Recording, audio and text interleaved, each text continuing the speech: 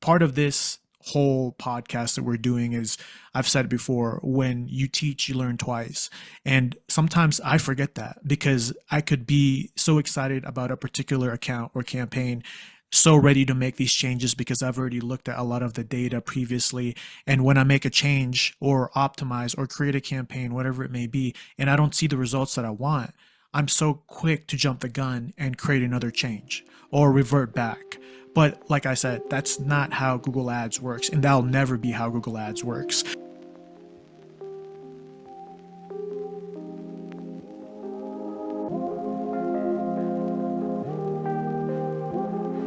That we're on our fourth episode, I think.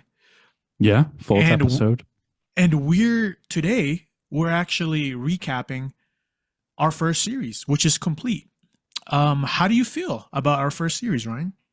It's good to get it in the bag, get it, done and dusted. And yeah, I think it's gone really well. I think it's very top level. That whole first series is all about how to win with Google Ads. And, we taught and we wanted to kind of keep it very top level as in the first series, just for an easy level of people watching us and listening to us and hearing about what we do and our experiences. And I think that was the best mode of entry, really. So, yeah. Yeah, I absolutely agree. And today, our episode is called How to Win with Google Ads series recap. So, we're just going to basically recap what we've talked about in our first series, as the first episode was the importance of running Google Ads. Second was time, money, and patience.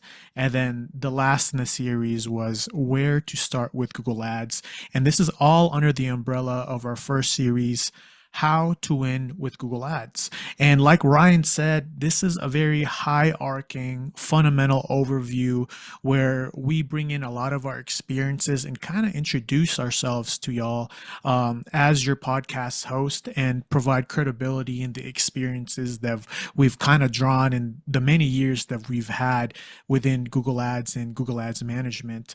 And a lot of this stuff makes sense to us doing it this way because, one, it's a series where a lot of it is chronological. If you don't do things in Google Ads that are chronological or step by step, or as Ryan likes to say, if you're running before you're crawling, we have to kind of do things as a step by step process. And we've laid the groundwork.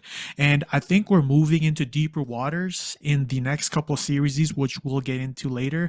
And we'll definitely be more specific if you're looking for more tips and best practices. The upcoming episodes definitely are going to be dense and very, very detailed. So, yeah, you should definitely watch out and look forward to that. Ryan, what do you want to go over in the episodes that we've gone through before? Yeah, I think it's just a good opportunity to kind of, as you say, recap the first three episodes, you Yeah, know. I keep thinking because we did the intro episode that was an episode, but it was just a bit of a hey, this is who we are episode. I right. think the importance of running Google Ads, the first episode we did, just to kind of recap that, for those who want a bit of a too long didn't watch type of thing, then Mm, the kind of recap, the top level thing is about advertising to be seen. If you're not advertising, then somebody else is, in your niche, in your local town or city or wherever it is. And if you're not running ads, then your competitor is, and they're winning the business over you, so it makes sense to at least trial it, and throw $10 a day, £10 a day into Google Ads and just see what happens. It's easy to set up, it's easy to get going, and, just start small and build out from there, really. Like I mentioned in that first episode, you only need one campaign, you only need about 20 to 30 keywords, one ad group, one ad copy, and just see what happens. And you know, it does take time. And if you have, and I'm kind of getting into time, money, patience, but I'll get onto that. But you do have to kind of allow it to go through the learning period, to go through the whole different phases of, learning the bidding strategy, understanding, basically telling Google what you're trying to achieve, what your conversions are, and things like that. So that's what the importance of running Google Ads is all about. And There's nowhere else where you can get that level of intent. You know, you look at things like Meta, you look at things like Instagram ads and, you know, even TikTok and other places like that. They're all great in their own right. But with Google, somebody's taking out their phone, somebody's on their laptop, and they're going to google.com or whatever it might be, google.co.uk if you're the you know the UK crowd, and they're looking for products and services near them. You know, it could be a plumber near me, it could be gas engineer near me, it could be tree surgeon near me, it could be, you know, dentist near me, whatever it might be for the lead generation stuff. And then for the e-commerce side of things, people are looking to buy products. So there's no other like, and because somebody is physically taking out their phone to look for a product or a service, no other platform can really give you that. Facebook, I like to call, sorry, Meta, I like to call interruption ads, because you're not really on Facebook looking to be advertised to. You know, you're looking to see what your friends are doing, your family's doing, things like that. But with, you know, Google, you're going out of your way to take out your phone and look for a product or service. There's no other platform that can give you that. So I think that's why it's important to run Google Ads. Gene, what do you think about that?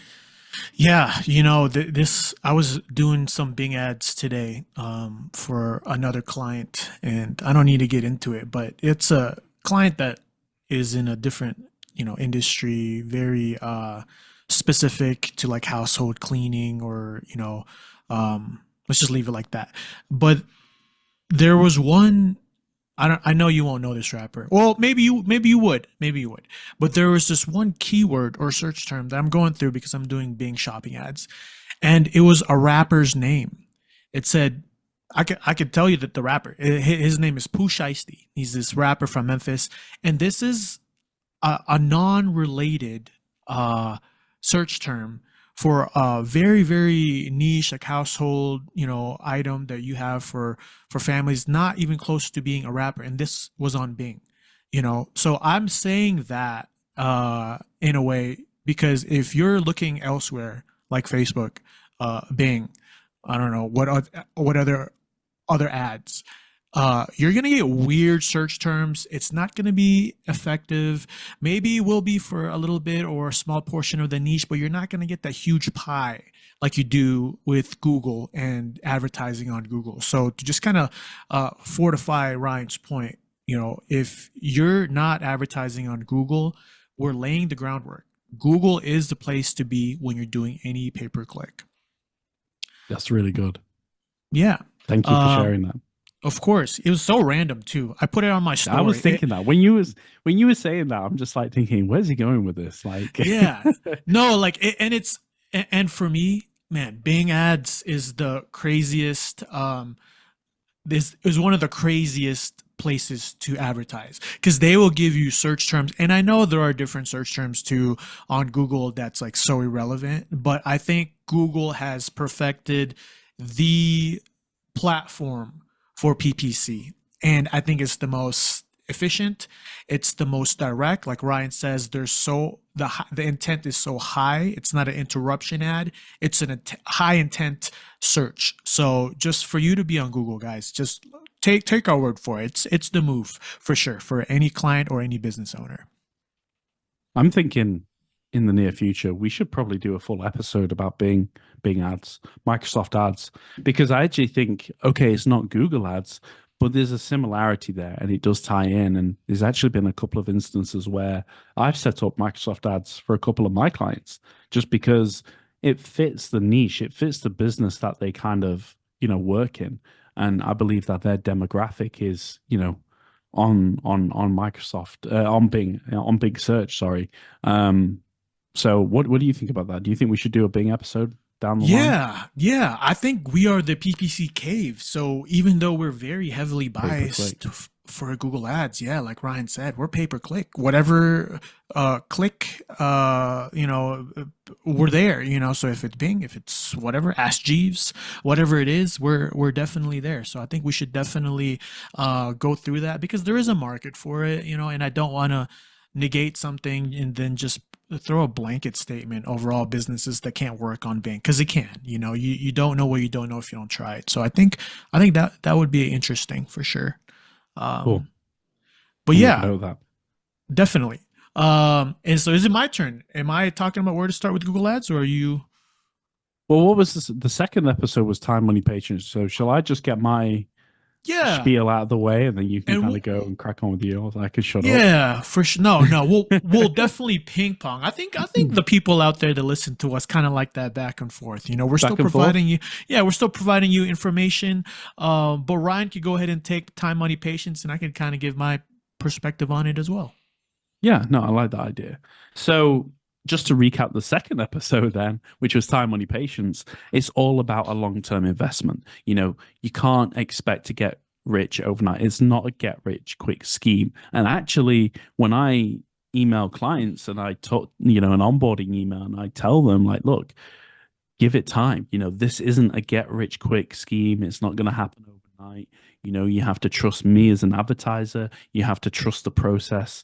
And over time, in the long run, you'll start to see the fruits of labor really return in your favor, essentially. And that's why I always say to clients, give it 90 days. And that's not me, that's Google's own words. They say 90 days for a campaign to be fully dialed in, performing at peak. So it makes sense for that 3 month period just to kind of give it at least 3 months. If you're a business owner who's just dipping their toe with Google Ads, you don't really know where to start. As I mentioned, just put something like £10 a day, $10 a day, start small, and then give it the 3 months, and then after that, it's just scale from there if you think it's kind of profitable for you. But the other thing is, you can pull your hair out. And when I first got into Google Ads and pay per click, PPC, I was in the account on a daily basis, constantly making changes for my clients.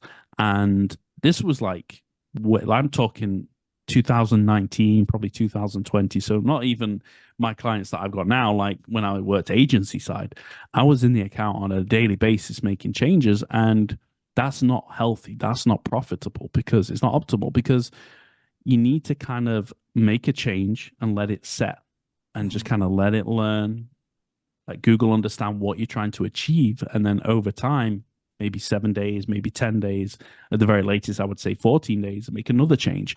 For me, what I tell my clients is I like to go in every 7 days and make a change. But the point is that you can be pulling your hair out. Well, this, spending all this money, I'm not seeing a return, 2 days in, that's not the way to do it. What you need to do is really create a campaign. If you're just getting started, £10 a day, $10 a day, whatever it might be, 30 keywords, one ad group, one ad copy, and set and forget. Just go on with your daily life. If you're a plumber or whatever it might be, just go and do a bunch of jobs that was already lined up. If you're a e-commerce online retailer, look at new products, look at promotions, look at improving your website, look at your pricing structures, whatever it might be. Just kind of set and forget about it, for the first month at least. And then once you have that 30 days worth of data, you can start to see an early inclination of, is it working for me? Is it not working for me? And go from there. But ideally, you want to give in 90 days. So that was kind of what we talked about in time, money, patience. What do you think, Gene? Yeah, I think the big one that kind of caught me, that you were just talking about, was the changes and the frequency of changes. And it doesn't matter if you're a business owner trying to do Google Ads in house, or it doesn't matter if you're working for somebody, or if you manage your own clients. The best practice stays the same. Where if you're overloading Google with all these different changes and forgetting the, I guess, patience perspective or patience portion of this episode that we're talking about in episode two, you're really hurting yourself. One, Google Ads does not function that way. You can't make changes, multiple changes each day, or each week, and then expect to get the best results out of Google Ads. Like Ryan said, you have to kind of let things marinate, and you have to let Google acknowledge those changes that you've made. And a lot of that isn't instantaneous. A lot of it will take even several weeks for you to even start to see that the change that you made maybe a week ago is now impacting the account in either a positive or negative way. I think that's really important. And part of this whole podcast that we're doing is, I've said it before, when you teach, you learn twice. And sometimes I forget that because I could be so excited about a particular account or campaign, so ready to make these changes because I've already looked at a lot of the data previously. And when I make a change or optimize or create a campaign, whatever it may be, and I don't see the results that I want, I'm so quick to jump the gun and create another change or revert back. But like I said, that's not how Google Ads works, and that'll never be how Google Ads works. That is probably one of the worst things that you could do, and not, not wait and not have that patience as a Google Ads account manager. You have to wait. You have to wait. And some might ask, how long? How long do I wait? Typically, I would say 7 to 14 days is good. For me, if you really understand what you're doing, sometimes I let it run for a whole month and I don't even touch it, because I know this is going to work. It just depends on the time, and it depends on, if I'm starting to see the signals go the right way that I'm looking for, so do you have any thoughts on that particular note, Ryan? Well, I agree with everything that you said, especially about in some cases leaving it a little bit longer just to acquire that data. And I think a lot of people get confused that, we're paying Google for conversions, but we're not. We're paying Google for data. And I'm sure you'll probably touch up on this and maybe where to start with Google Ads or whatever. But I think it's important to remember that we're not paying Google to get conversions. We can't physically get conversions. We can only drive people to the website, through the ad copy, through the keywords that we're bidding on. It really comes down to, and we've talked about this countless times, speed of service, reputation, pricing, offering, all those things that are outside our functionality that we can't control, the website design and things like that, perception of brand, so I think it's important to remember that, we're not paying for the conversions, we're paying for data, and our job is to optimize that data. So I agree. There's some times where I've left it for a couple of extra weeks and just done nothing for 30 days. It sounds bad, but the more data we have, the better the long-term results can be, essentially, because it's more like, we talked about this again, about it being like the stock market. If you're in the charts every day or every 7 days, then okay, it's, it is what it is. But the more data you have, the better it is to start making actionable decisions based on the data you're seeing, to optimize the results. So I thought that was really good. And the other thing that I really wanted to pick up on, which was just a bit of a PS from you, I guess, like a side note, was, if you're not watching like this episode, at least, I would say you are doing yourself a disservice, because this is kind of recapping everything we've gone through in the first 3 episodes. So I think it's important to, go back and watch the episodes if you can.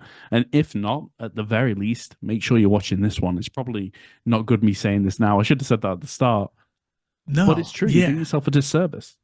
Absolutely. And this is like, if you remember you're in high school and you need to like read a book, you would just go on sparknotes.com or like a particular website that would have like a summation or summary of like what you actually were supposed to read. And yeah, there are some people that just want the cliff notes. And this is absolutely the cliff notes of the 3 episodes that we did in this first series of how to win with Google Ads. So if anything, listen to this one and you're already ahead of the game. But I do want to encourage that anyone out there that is listening to us, you're on the right track. You're on the right track, my friend. That means you're dedicated. You want to learn more about Google Ads. You want to get more money. You want to get more success for your clients or the company organization that you work for, or even your own business. So I do want to commend y'all if anyone is out there really avidly listening week to week. We always release on Mondays, YouTube, Apple Podcasts, and Spotify. And this is a good way for you to learn. So to recap on my end, the 3rd episode of the How to Win with Google Ads series, we talked about where to start with Google Ads. And Ryan and I mentioned this earlier. This is a very overarching high level perspective because Google Ads in its nature is very confusing, and there's so many different intricate caveats and details and nuances that it doesn't apply. There are a lot of things that we could talk in detail about, but it doesn't really give all the answers, because one, we don't know your business, and we don't know your ad spend. There's too many variables. So for us to kind of keep things simple and start with where to and begin to talk about where to start with Google Ads, we're giving a very, simple overarching perspective. But the very first one that's universal, it doesn't matter if you're e-commerce or lead gen, is making sure that you define success within your Google Ads campaign. What does that mean? Well, the biggest success definer is, what are you deeming as your primary action conversion? What is that? Is that a purchase? Is it a sign in? Is it, like we said before, is it just brand awareness? But if it's a purchase for e-commerce, I think that you need to have one primary action, and a purchase on your website is the primary action for e-commerce. And for lead gen, Ryan could talk about that more here in a little bit, but it might look different as a sign up or an opt-in. But defining that is really important, because if you don't define it, then you don't really have that North Star guiding you to what success looks like. Google Ads is going to give you all sorts of crazy stuff. It's going to be a hodgepodge of different search terms, hodgepodge of, volatility up and down, with maybe even search impression share, impressions in general, clicks. You're going to be all over the place. So Google Ads is also really about understanding how to organize things. So you can definitely save yourself from a huge headache down the road by defining what a conversion is, or what success looks like on your end. And next, we talk about bestsellers and packages. If you don't know where to start, you're making a new Google Ads account and you're starting with a new campaign for e-commerce, make sure that you're looking at your data that you've had before. If you have any bestsellers or any items or product pages that stick out, gets a lot of traffic, even might not even get a lot of conversions yet, but it gets a lot of traffic. Start there. Start with the data that you have. And Ryan could talk about this again later. For lead gen, start with your best packages. Whatever best service or best package you've known has gotten you reviews elsewhere before, or has good feedback because you've definitely done a lot of those before. Start there. And also keeping it simple. It's huge, because in the beginning, there's a lot of shiny things that I feel like Google Ads managers or people just creating new campaigns that may not know any better want to explore.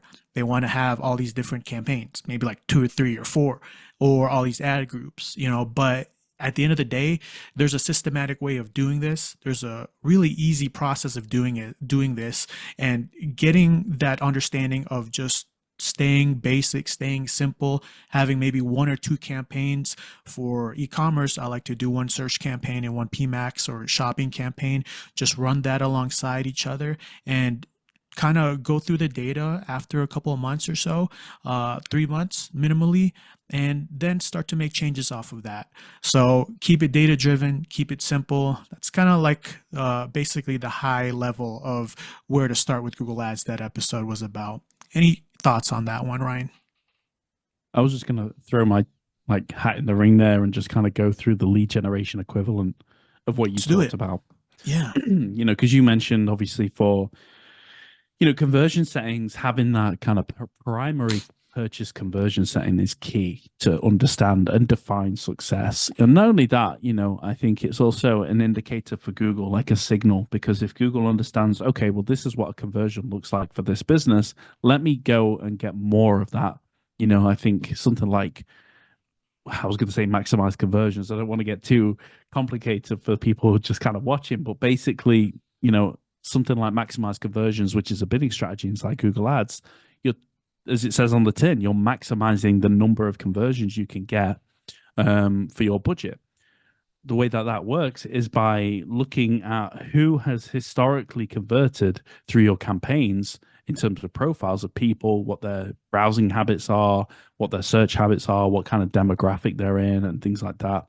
And then, using that data to say, right, well, profiles A, B, and C all converted. So then, and because profiles X, Y, and Z are the same, in theory, X, Y, and Z should also convert because A, B, C did. And they share the same browsing habits, the same kind of personalities, or whatever it might be.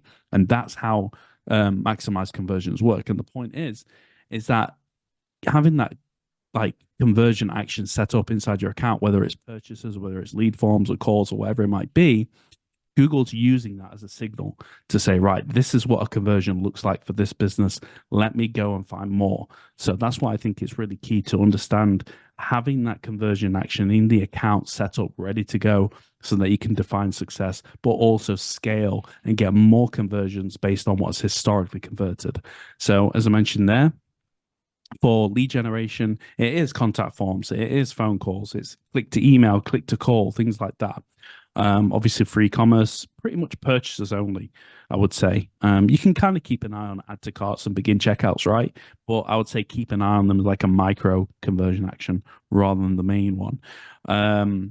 And then what was the other one? Oh, yeah, bestsellers and packages. So for e-commerce, yeah, bestsellers, high margin, that's all good in terms of online retail and e-commerce. But for lead generation, we don't really have products to sell. So what I say to a lot of clients is just go with your bread and butter package, bread and butter services. If you're really good at, teeth whitening or is it Invisalign? What do you guys? Invisalign. Yeah, Yeah, I Invisalign. had Invisalign. Yeah. You did? Uh-huh. That looks really good. Thanks, buddy. I'm British, so I've got horrible teeth, so we're not going to see that, but I'm not going to do that. But yeah, exactly.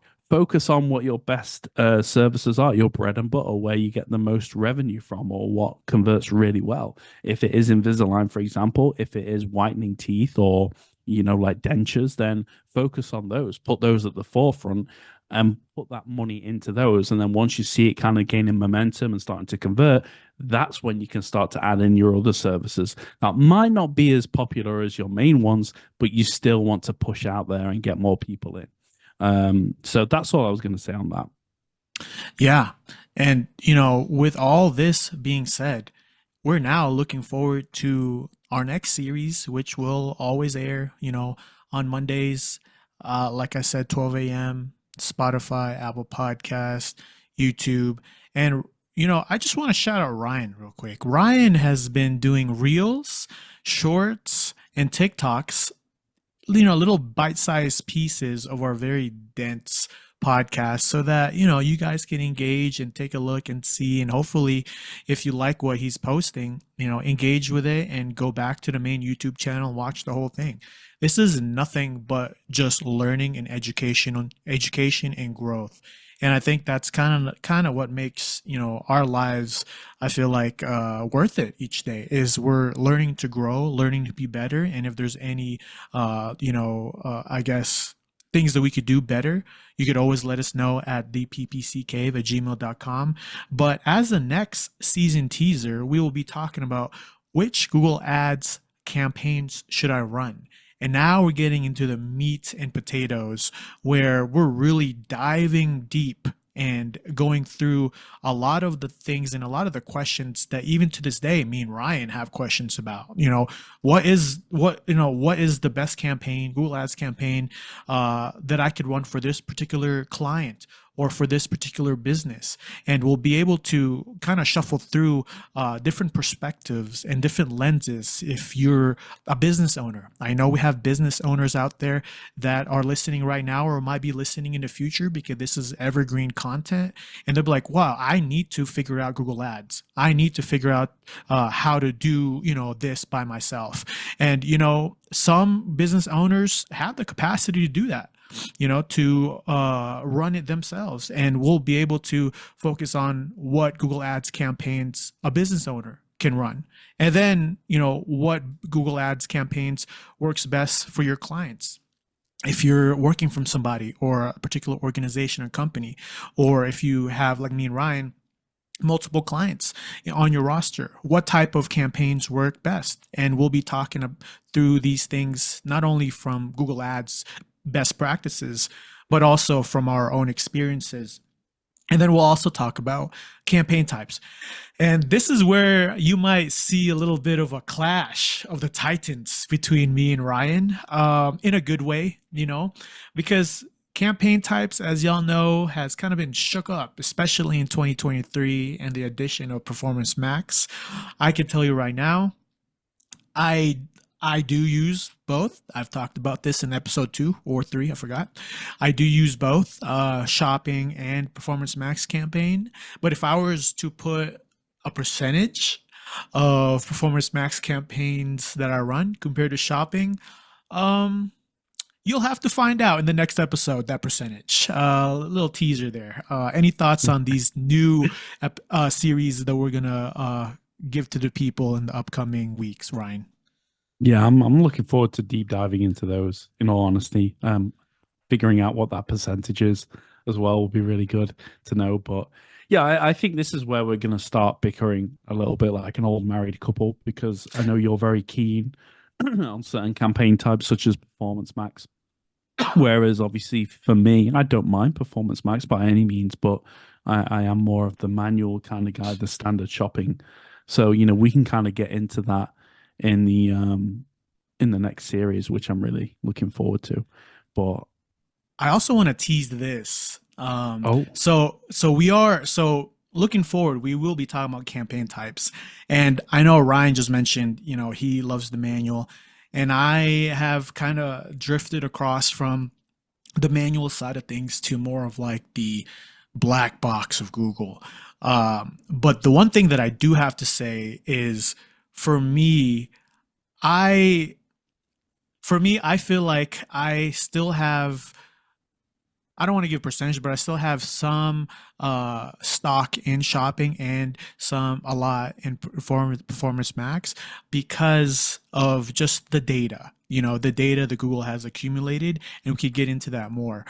So I think it'll be a really, really good, like I said, Clash of the Titans to kind of get Ryan's side and my side. I'm getting too excited. I think I'm trying to jump the gun here. I didn't know where I was going there. I'm not trying to jump the gun. I want you guys to be excited with what we're gonna teach or educate from our experience. Here on the I almost forgot the PPC Cave podcast. So you just have to keep listening and watch out for that. yeah, I think that's pretty much a wrap though on the first Yeah. series, right? So, Yeah. thank you for watching, the first series of the PPC Cave. We're very excited about launching the second series, so make sure you stay tuned to watch that. I'm going to wrap it up right now. So you can find me at ryanfentonppc.co.uk. And I'm also on Twitter at ryanfentonppc. And Gene, where can people find you? GeneVillanos.com. Let me spell it for them. So it is GeneVillanoz.com. GeneVillanos.com. Aren't you on, what about Instagram? Like you do some stuff on Instagram, maybe TikTok, Yeah. right? Yeah, for sure. And GeneVillanos.com has my socials, but I am Gene Villanos on X, aka Twitter, Instagram, and TikTok. Cool. I just want to make sure you get them all in there. And YouTube. Sorry. And YouTube. That's all good. But yeah, that's it for us from the PPC Cave season 1 in the bags. We'll look forward to seeing you in series 2, talking all about which Google Ads campaign should I run. Thanks for watching.